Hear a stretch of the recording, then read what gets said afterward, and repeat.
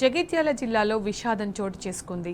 Rural మండలం మోరపల్లి గ్రామంలో car ప్రమాదానికి గురైంది. కారు అదుపు తప్పి రోడ్డు పక్కనే ఉన్న బావిలోకి దూసుకెళ్లింది. దీంతో నివేష్, అశ్విన్ అనే ఇద్దరు యువకులు సురక్షితంగా బయటపడగా అరుణ్ వ్యక్తం మాత్రం కారుతో పాటు బావిలో చిక్కుకుపోయి మృతి చెందాడు. పోలీసులు, ఫైర్ సిబ్బంది, స్థానికులు దాదాపు 3 గంటల పాటు సహాయక చర్యలు చేపట్టి బావిలో నుంచి కారు, అరుణ్ మృతదేహాన్ని బయటకు తీశారు. ఐపీఎల్ మ్యాచ్ చూస్తూ డ్రైవింగ్ చేస్తుండగా ప్రమాదం జరిగినట్లు సమాచారం. ఈ ఘటన స్థానికంగా తీవ్ర విషాదాన్ని నింపింది. మృతుడి కుటుంబాన్ని బీఆర్ఎస్ పార్టీ కార్యదర్శి జీవన్ రెడ్డి పరామర్శించారు.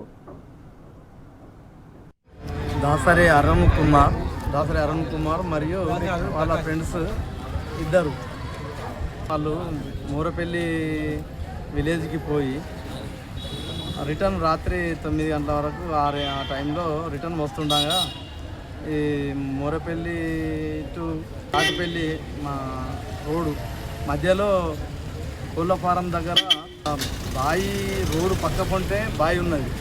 ఇంత గజం డిస్టెన్స్లోనే బావి ఉన్నది. ఆ బావిలో కారు దూసుకుపోయి పడ్డది.